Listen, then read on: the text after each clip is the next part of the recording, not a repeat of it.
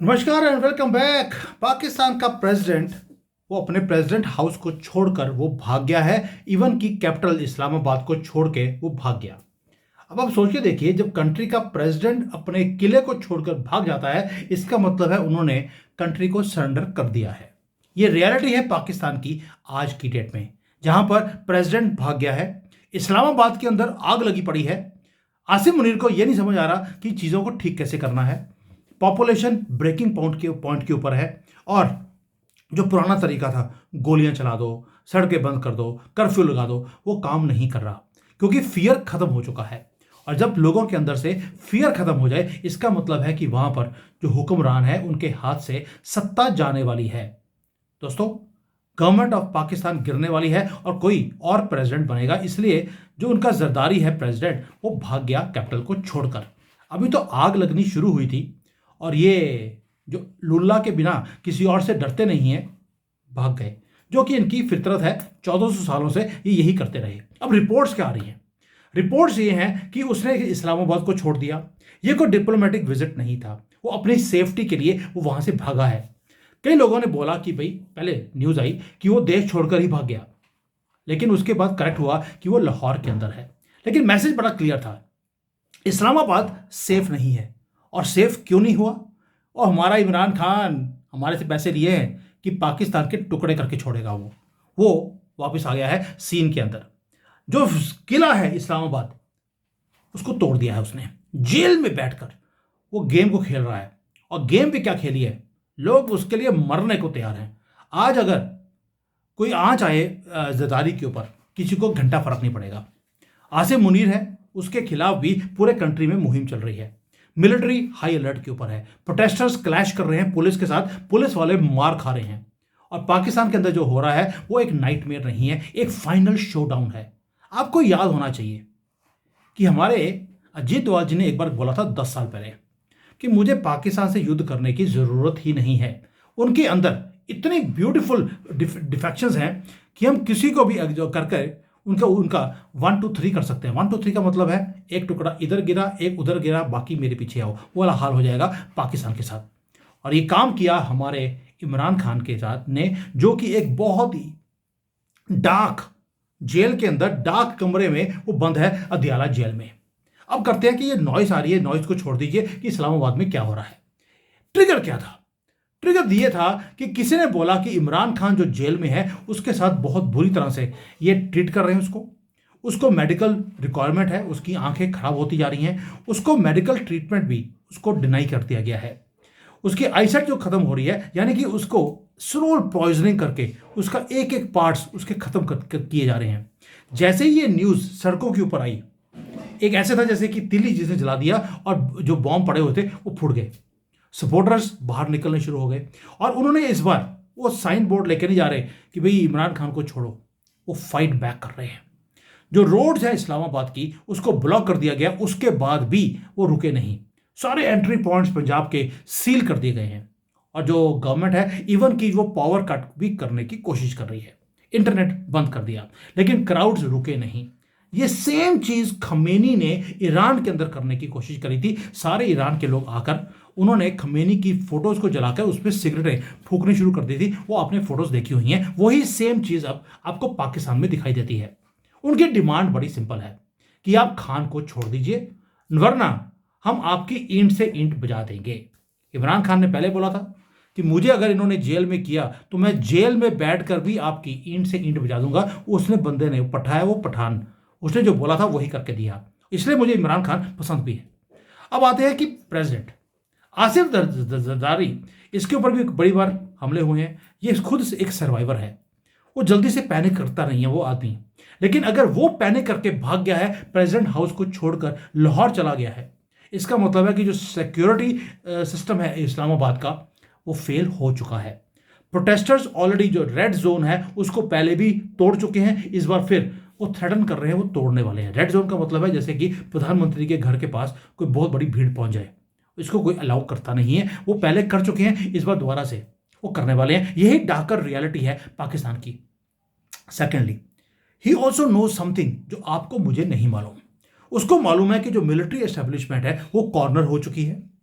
जो गवर्नमेंट है वो ऑलरेडी वीक है। एस्टेब्लिशमेंट अपने आप को बचाने के लिए वो गवर्नमेंट को अब गिरवाएगी। जरदारी को मालूम है कि अब गवर्नमेंट गिरने वाली है, इसलिए वो पहले ही लाहौर भाग गया, रिट्रीट कर गया। पहले बोला था दोबारा से, बड़ा मजा आता है। ये बोलते थे हम लुल्ला के बिना किसी से डरते नहीं। अभी तो कुछ प्रोटेस्टर्स इमरान खान के वो पहुंचे हैं और ये डर के मारे भाग गए। डिस्टेंस कर रहा है अपने आप को, कहां से? मिलिट्री जो कॉम्प्लेक्स है उससे भी जरदारी ने अपने आप को डिस्टेंस कर लिया और गवर्नमेंट को भी बोल दिया भी मेरा कोई लेना देना नहीं है, तुम जानो और आसिम मुनीर जाने। क्यों? अगर गवर्नमेंट गिरेगी तो सबसे ज्यादा फायदा किसको होगा? जरदारी को, क्योंकि जरदारी का बेटा वही जो सुबह लेडीज के ड्रेस और शाम को मेंस ड्रेस डालता है और फिर नाचता भी है आसिम मुनीर के सामने, वो आदमी प्रधानमंत्री बनेगा इनका। तो फायदा जरदारी का है, वो पहले ही भाग गया। अब आते हैं कि ये सिर्फ पॉलिटिक्स तो हो नहीं सकती, जो सिचुएशन है वो कैटास्ट्रॉफिक है। हर चीज चेंज हो गई वहां पर। क्यों बोल रहा हूं? अभी आपको याद होगा फरवरी 6 को एक सुसाइड बॉम्बर वो एक मस्जिद में जाता है, वहां पर जाकर बॉम्ब ब्लास्ट करता है और हजारों लोग, सुना है कि वहां पर लाशें पड़ी हुई थी, नॉट हजारों की, 70-80 लोग तो गवर्नमेंट ऑफिशियल नंबर्स बोलते हैं, और हजारों वो घायल हो गए थे। ये कोई रिमोट विलेज नहीं था, इस्लामाबाद के अंदर ये काम हुआ है। यानी कि जो सेफ, सिक्योर, अनटचेबल जगह थी वो वाला भी किला इनका टूट चुका है। ऑलरेडी बॉम्ब ब्लास्ट हो रहे हैं। Now terrorists are striking at as and when they want. Police demoralize है। क्यों? क्योंकि आर्मी के जो लोग हैं उन्हीं को ही नहीं छोड़ा जा रहा। पुलिस तो किस खेत की मूली है। यानी कि जो पुलिस है they are now fighting to save themselves from the country. 2 front नहीं, 2, 3, 4 फ्रंट शुरू हो गए हैं पाकिस्तान के अंदर। बलोचिस्तान वाले अलग से लड़ रहे हैं, टीटीपी अलग से लड़ रहा है, टेररिस्ट घूम रहे हैं, धंधना रहे हैं, और ऊपर से कंट्री की बुरी हालत है। यानी कि कंट्री पूरी की पूरी जो ग्रिप है पावर के ऊपर वो लूज कर चुकी है। मैंने पहले बताया आपको जो बलोच लिबरेशन आर्मी है, अभी तो उन्होंने हल्का सा काम शुरू किया है, हल्का सा, बस 100-200 पुलिस के मिलिट्री के आदमी पाकिस्तान के वो हर रोज मारते हैं गाजर मूलियों की तरह। अभी तो कोऑर्डिनेटेड असॉल्ट्स करने शुरू कर दिए। पहले होता था कि कोई पुलिस थाना है, चौकी छोटी सी, उसके ऊपर बम मार दिया, 1-2 बंदे मार दिए। अब वो ऐसा काम नहीं कर रहे, वो टारगेट कर रहे हैं इंफ्रास्ट्रक्चर को, वो भी मिलिट्री इंफ्रास्ट्रक्चर को, और वहां पे वो अटैक करते हैं। मिलिट्री के जितने हथियार हैं वो लेके चले जाते हैं और फिर उन्हीं के हथियारों से पाकिस्तान मिलिट्री के हथियारों से पाकिस्तान मिलिट्री को ही ठोक रहे हैं।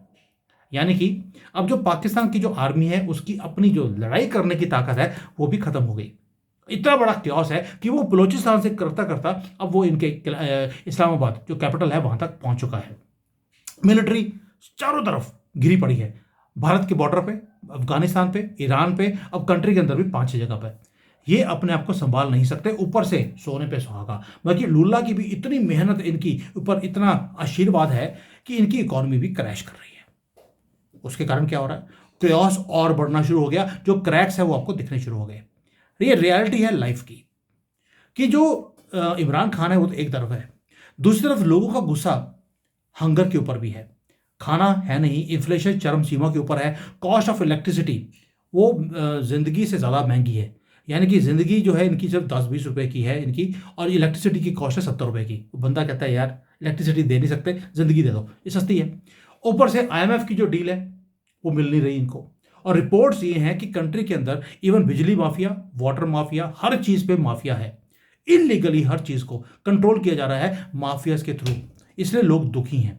पूरा का पूरा बेसिक सर्विसेज भी कोलैप्स कर चुकी हैं। ये बताना जरूरी है ताकि जो लोग भूल गए हों कि कांग्रेस के टाइम पर भी हमारा यही हाल था जो आज पाकिस्तान का है। 10 सालों में शायद हमारी मेमोरी इतनी वीक है, हम भूल जाते हैं कि आज जो पाकिस्तान के अंदर हाल है, कांग्रेस ने हमें वहीं पर छोड़ दिया था फ्रेजाइल 5 पर। आज पाकिस्तान भी फ्रेजाइल 5 में है जो पहले हम थे।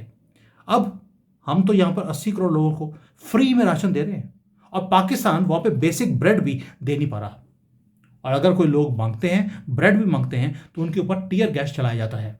इसलिए क्राउड्स अब बढ़ने शुरू हो गए। वो कहते हैं कि यार पॉलिटिकल लॉयल्टी गई भाड़ में।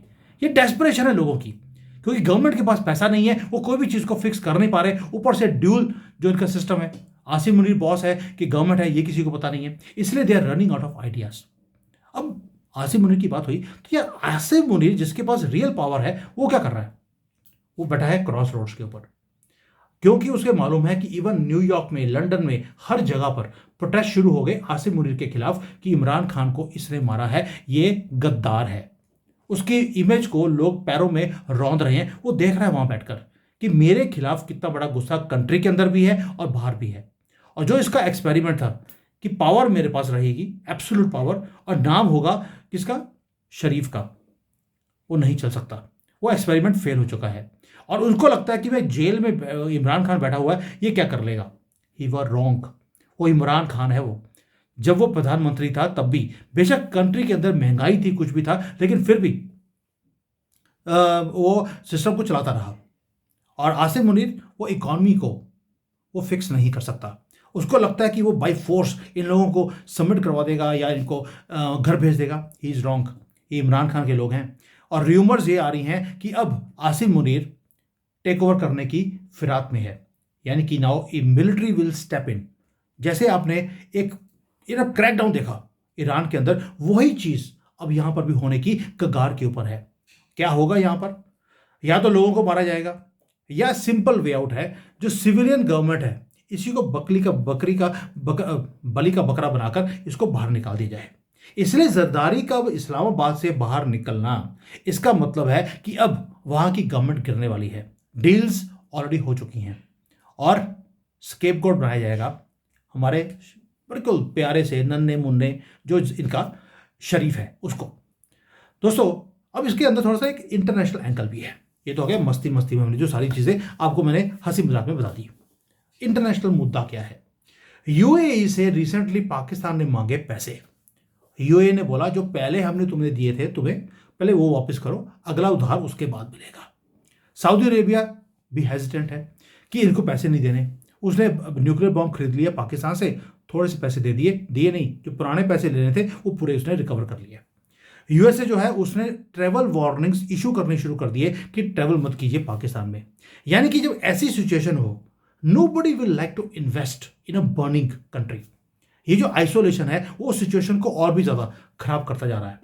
पाकिस्तान को बिलियंस ऑफ डॉलर चाहिए सिर्फ अपने आप को सर्वाइव करने के लिए, और उसके बाद बिलियंस और चाहिए पुराने उधार का जो इंटरेस्ट होता है उसको पे करने के लिए।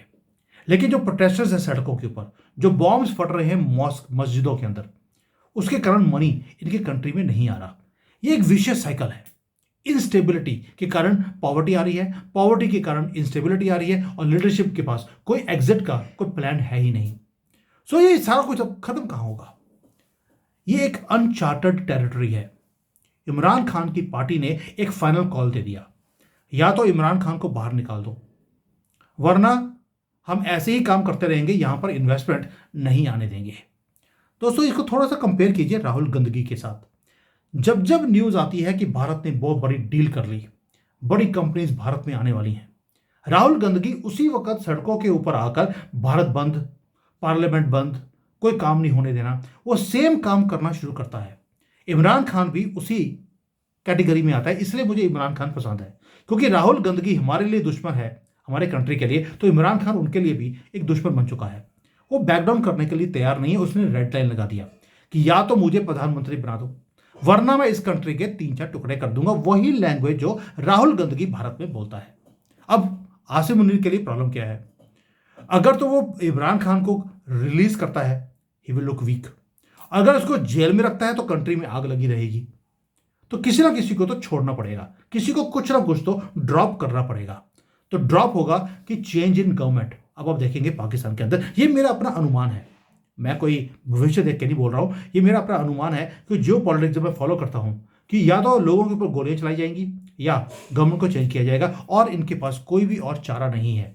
पैसे आ नहीं सकते क्योंकि आने नहीं देगा इमरान खान, और जो इनको बाहर से रेमिटेंसेस आती भी हैं उसके ऊपर भी इमरान खान ने बोल दिया पैसे वापस यहाँ पर रेमिट करने बंद कर दो, ताकि ये डॉलर्स नहीं आएंगे, ये सामान नहीं खरीद सकते, तो गवर्नमेंट अपने आप गिर जाएगी।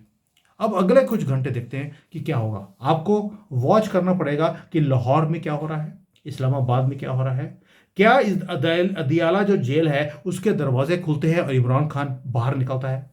अभी तो यार तूफान, अभी तो हमने कुछ करना शुरू भी नहीं किया, उससे पहले ये ताश के पत्तों की तरह गिरने लग गए। जैसे कल इनकी क्रिकेट की टीम ताश के पत्तों की तरह हमारे सामने गिर गई थी, और उसके बाद ये जो दिन में 5 बार लूला लूला करते हैं, वो भी हमारी टीम के सामने।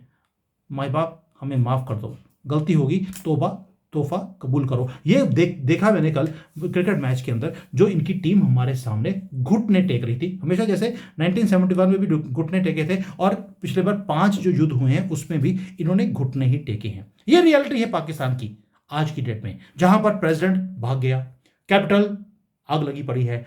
और जब आपका राजा आपको एक कैपिटल छोड़कर भाग जाए, इसका मतलब है ब्रेकिंग पॉइंट पे आ चुका है, जहां पर लोगों का फियर खत्म हो चुका है। Please keep your eyes on the headlines. यह बड़ा इंटरेस्टिंग टाइम है। और अगर अगर बोल रहा हूं, मुझे मालूम नहीं है कि अजीत दोभाल जी क्या कर रहे हैं, क्योंकि उन्होंने बोला था कि यार ये आपस में लड़ मर के खत्म हो जाएंगे। मुझे लगता है वही हो रहा है, क्योंकि रॉ तो ऐसे को काम करती नहीं है जैसे आपको दिख रहा है वहां पर, लेकिन जो मैप ऑफ पावर है इस्लामाबाद के अंदर, वो रीड्रॉ हो रहा है as I am speaking to you. और ये अच्छे दिन है। मोदी जी ने बोला था अच्छे दिन आएंगे। I hope you understand the meaning for that also. Thank you. जय हिंद।